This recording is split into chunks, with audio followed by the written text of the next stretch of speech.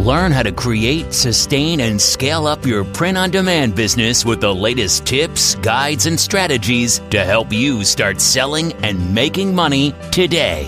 Welcome to the Sales on Demand Show. And here's your host, Adam Schneider.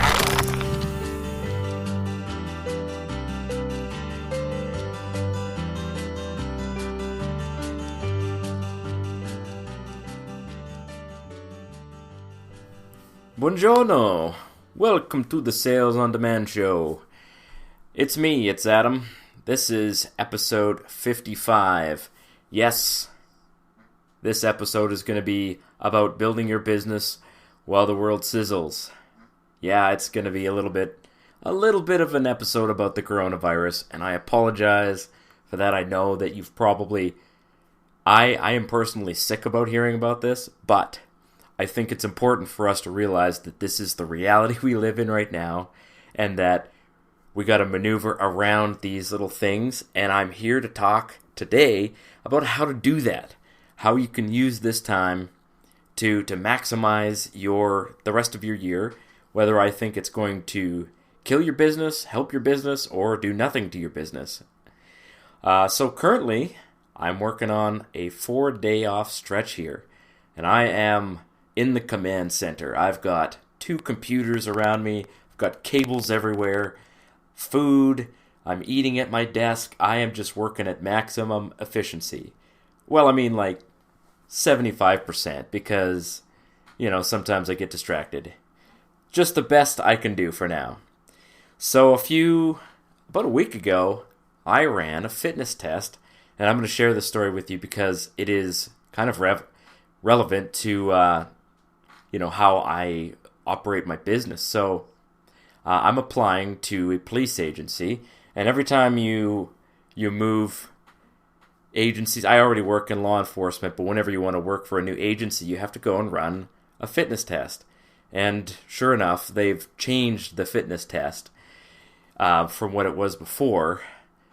The fitness test that I had mastered before. Now they've changed it, and they've done something to it that I am not a big fan of. They've added a beep test to it. So I was stressing about this before I went to run the test, but I just kept telling myself it doesn't matter. Like, if I pass it or if I don't pass it, at least I'll know where I'm at so that I know where to move forward from. So I went in, and there's 2 components to this fitness test. One of them is you run this circuit, and it's called a pursuit circuit. So it's supposed to simulate, running after somebody and catching them, and then handcuffing them, and then, there's a part where you have to drag a dummy around, and it's supposed to be like a person that you drag out of a vehicle. I don't know if I'd be dragging somebody out of a vehicle by their feet, but it's part of the test. So I went and, I was watching other people run the test, and I thought, oh, that doesn't look too hard. And it isn't hard. But when I went to run it, I went a little too slow, and I was 1 second over. I finished dragging the dummy, and I looked over, and he said, 2 minutes and 11 seconds. And I was like, what? No. I couldn't believe it. I was 1 second too slow.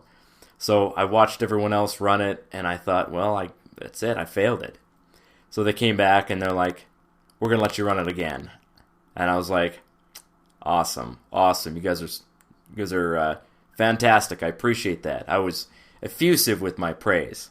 But then in the back of my mind, I'm like, well, I still have the beep test after this. That's going to be fun. I'm just not a runner. And to be honest, running the beep test fully rested would be a stretch for me. But I ran this first half twice. And by the time I was done, and I passed it, of course, the second time, because I really gave it, some actual effort. I was actually, pretty tired. So, I was like, great, my legs are shaking, I'm not completely exhausted, but I'm nowhere near fresh. So, sure enough, went into the beep test and just started running, and I could just feel my energy is draining away, like water coming out of a faucet. Just, I knew I wasn't going to make it to stage 7, which is 7 minutes of running straight. And the best part of the beep test is that it gets faster and faster at each stage. So if you start off and you're like getting tired by stage 4, you're done. I don't know who invented beep tests, but I'm sure that whoever they were, they had a pentagram in their little laboratory, and they were like, oh, Dark Lord Satan, what is the worst thing that we can do to humanity? And Satan was like, make them run the beep test. So I hate it, but I have to do it. And you know what? Honestly, I'm going to pass this test because that's what I do. This is not the first time I've failed a fitness test.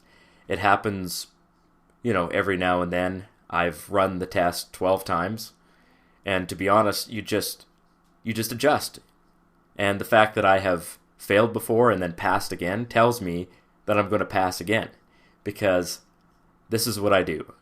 When I fail, I get up, I grit my teeth, and I really just hammer whatever it is I failed at.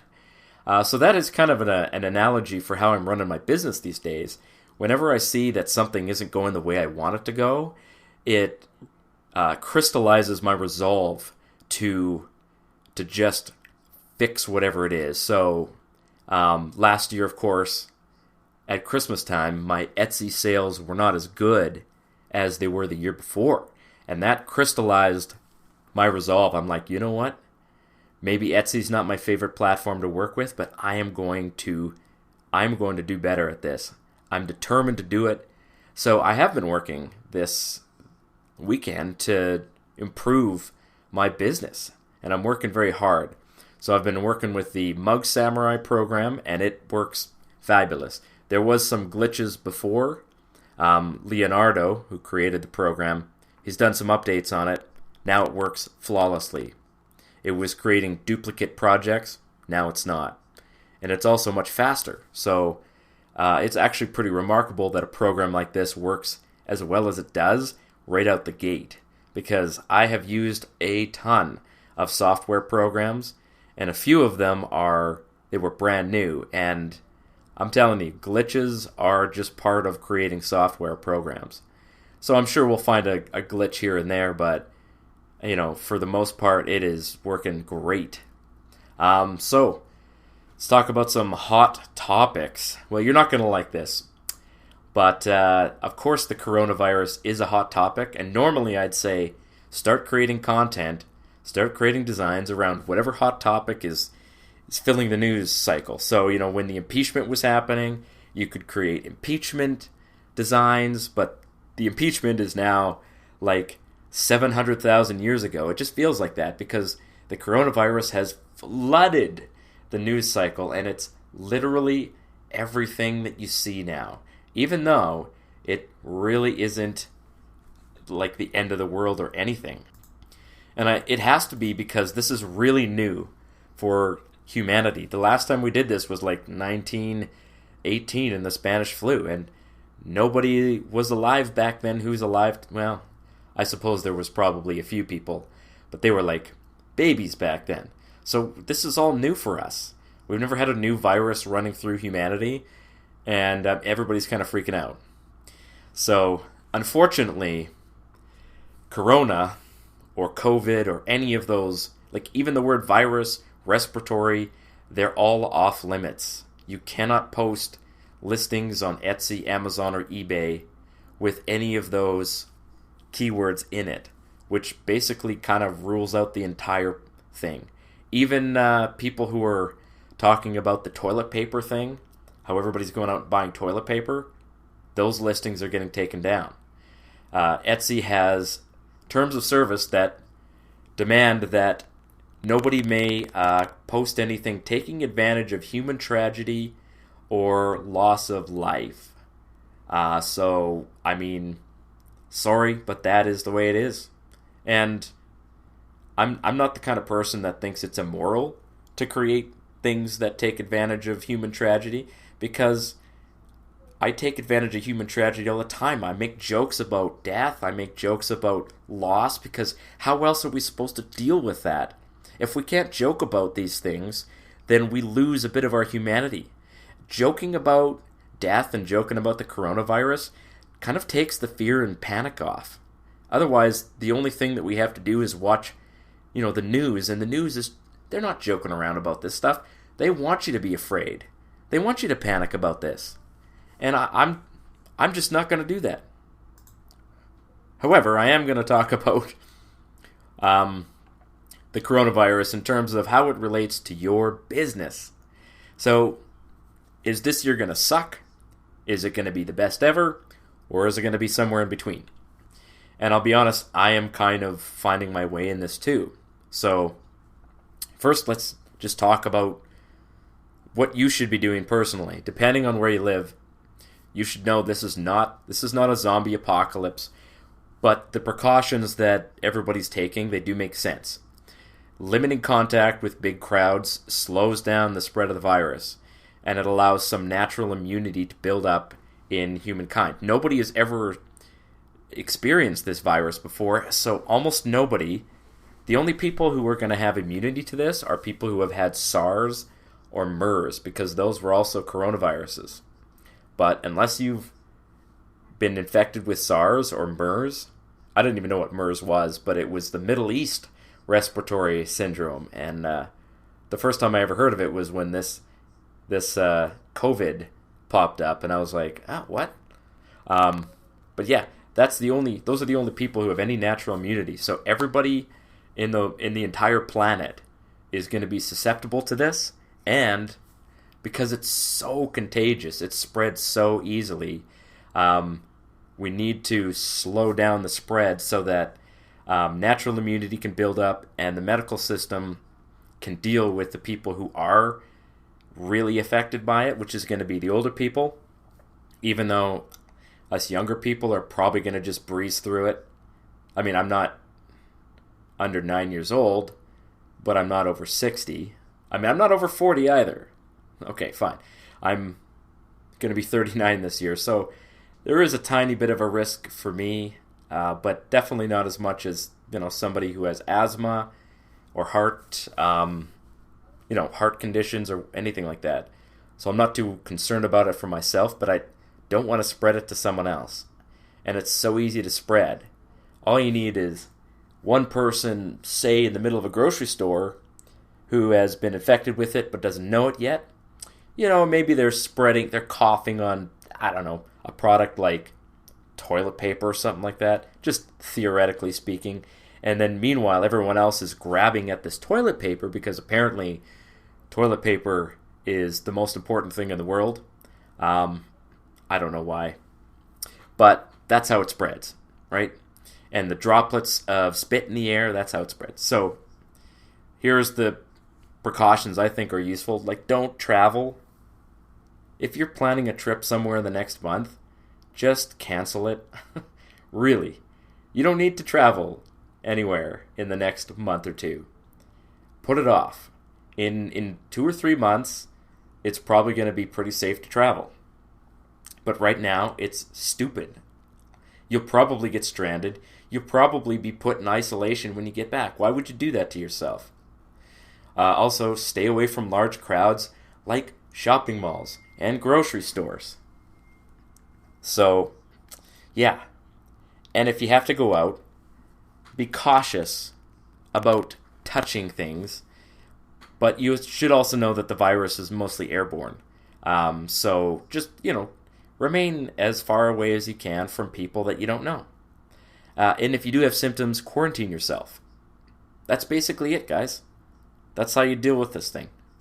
If somebody that you know is stuck at home, well, help them out. If they need groceries, go and buy the groceries for them. Maybe they can pay you back later or something like that.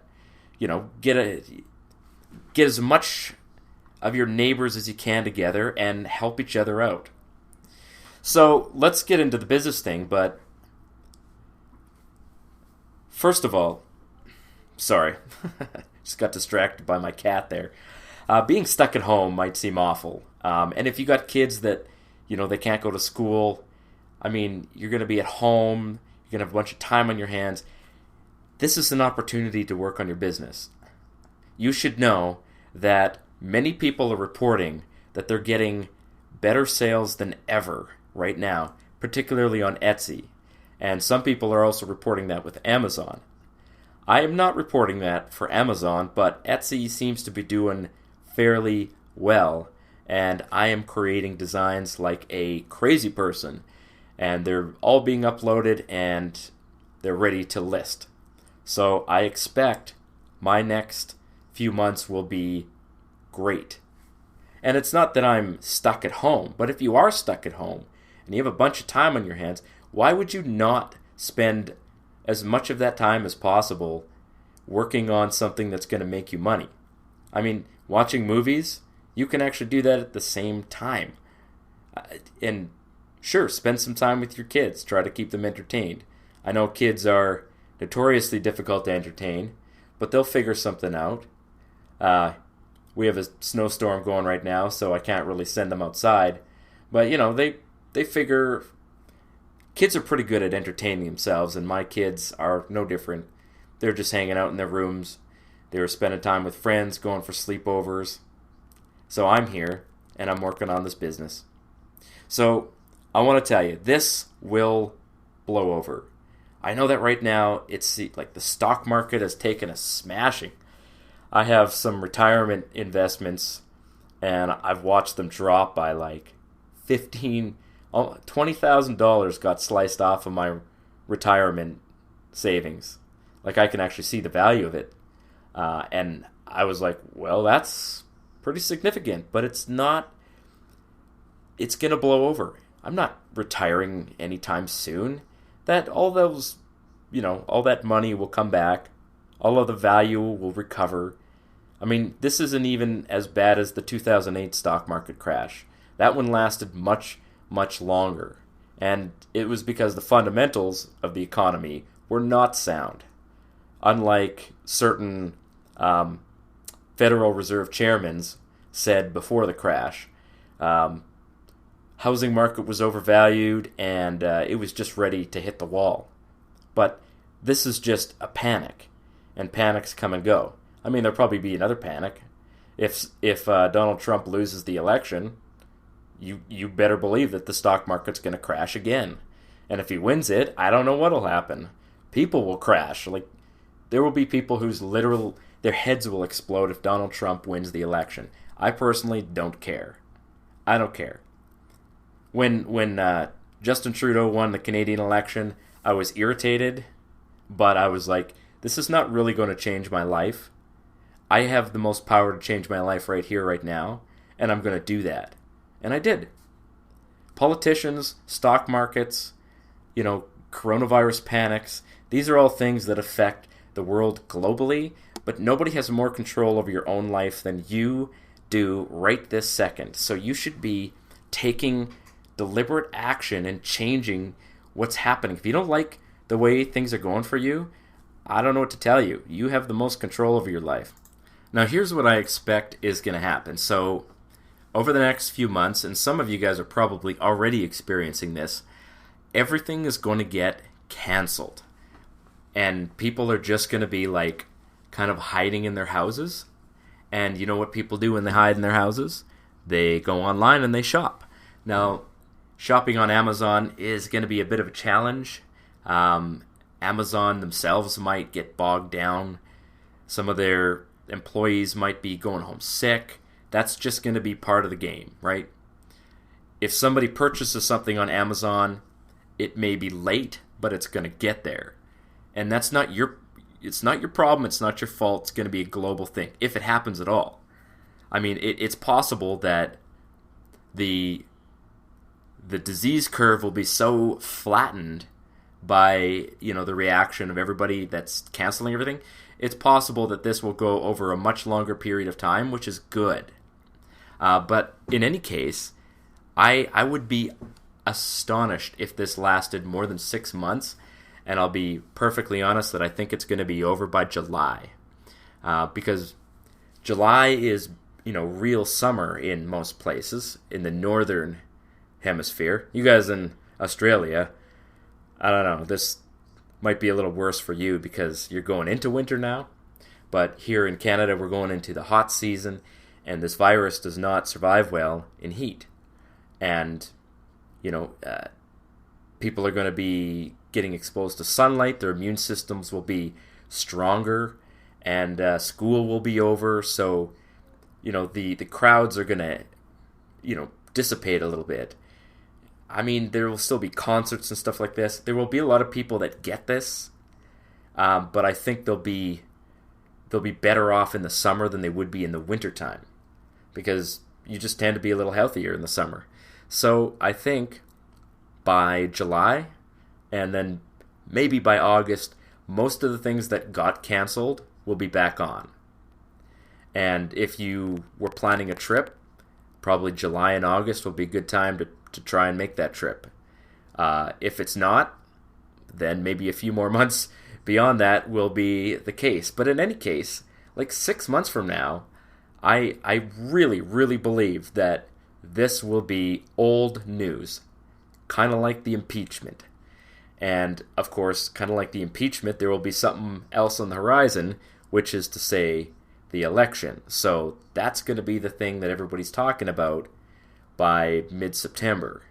And there are going to be debates and all that stuff. So this corona thing will be kind of old news. There may still be, it'll pop up every now and then, but it's not going to be what it is right now. The stock market will recover. People will be back to work. A lot of people will have gotten this, and they'll be fine. And so those people, if they've been exposed to it and they maybe had a few symptoms and they recovered, now they're immune to it. At least I believe they're immune to it. And those people are going to be out shopping. They're going to be, going to concerts and stuff like that. It's probably a good idea to stay away from elderly people. In the meantime, I actually have a visit with my grandfather next week, but it's just the family and then him. And he's like in his upper 80s. So, I mean, I need to see my grandparents. And you know what? I mean, I don't think we're exposed to the virus, but, if something bad happened to him, at least I know I got to see him again. And he doesn't care. He wants to see us. So, I mean, there's going to be a lot of risk-taking over the next few months. People are just going to be like, you know what, I don't care. I'm going out, I'm talking to people. You take the precautions that you can, and you say, God, protect me. And hopefully God protects you. So in any case, guys, some last advice here is be prepared to be a good neighbor.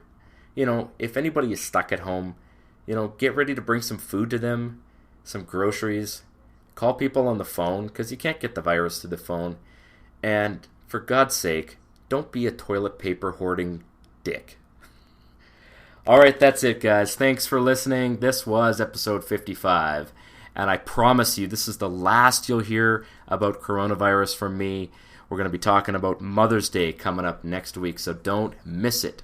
There's actually going to be a Mother's Day this year. It was not canceled. You can't cancel Mother's Day, just like you can't, divorce your mother. You're stuck with both. All right, we'll see you next week. Cheers.